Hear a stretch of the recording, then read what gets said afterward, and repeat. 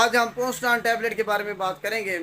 اس کا جنیرک نیم ہے میفنیمک ایسڈ، اور یہ 250 ملی گرام، 500 ملی گرام اور سیرپ فارم میں اویلیبل ہوتی ہے۔ آج ہم 250 ملی گرام پونسٹان ٹیبلٹ ہے اس کی بات کریں گے۔ اس کے سب سے پہلے تو ہم یوزر دے لکھتے ہیں انڈیکیشن کی کس مقاصد کے لیے ہم پونسٹان ٹیبلٹ کو استعمال کرتے ہیں۔ یہ ایز اے انالجیزک، اینٹی پائریٹک اور اینٹی انفلیمیٹری جو ہے نا استعمال کے لیے استعمال ہوتی ہے، مقاصد کے لیے، یعنی کہ بخار کم کرنے کے لیے، درد کو ختم کرنے کے لیے، اس کے علاوہ انفلیمیشن کو ختم کرنے کے لیے۔ درد کون کون سا؟ اگر آپ کی کمر میں درد ہو، دانت میں درد ہو، اس کے علاوہ آپ کے جوڑوں میں درد ہو، اور جب پیریڈز آتے ہیں مینسز کے دوران اس میں پین ہو، اس کو ختم کرنے کے لیے استعمال ہوتی ہے۔ اس کے علاوہ آپریشن کے بعد جو درد ہوتا ہے اس کو ختم کرنے کے لیے میفنیمک ہم استعمال کرتے ہیں۔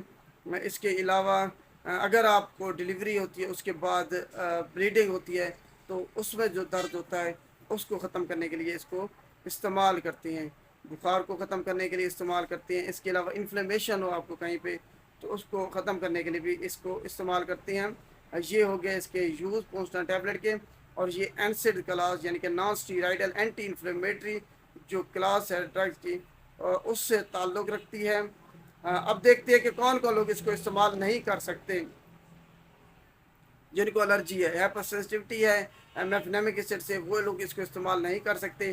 اس کے علاوہ جن کو جگر کے مسائل ہیں، گردوں کے مسائل ہیں، جن کو ہارٹ فیلئر کا خطرہ ہے، وہ لوگ اس کو استعمال نہیں کر سکتے۔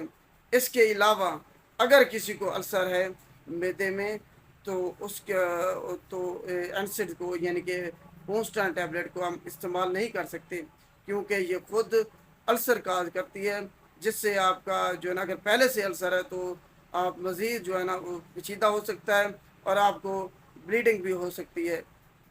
تو آپ نے احتیاط کرنی ہے، اگر آپ کو یہ مسئلہ تو آپ نے پونسٹان ٹیبلٹ کو استعمال نہیں کرنا۔ اس کے علاوہ پریگننسی میں یہ استعمال نہیں کی جا سکتی۔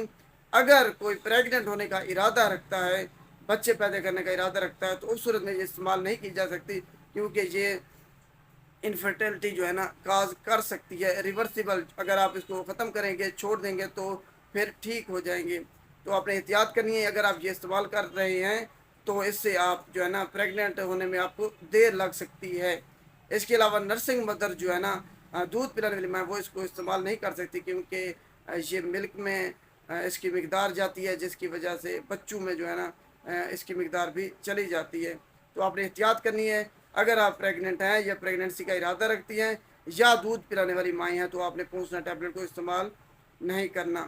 اب دیکھ لیتے ہیں کہ اس کے مضر صحت اثرات کون کون سے ہیں۔ ایڈورس ڈرگ ریئیکشن، اس میں جناب آپ کو وومٹنگ ہو سکتی ہے، الٹی آ سکتی ہے، چکر آ سکتے ہیں، آپ کو وہم ہو سکتا ہے، اس کے علاوہ آپ کو شرکان ہو سکتا ہے،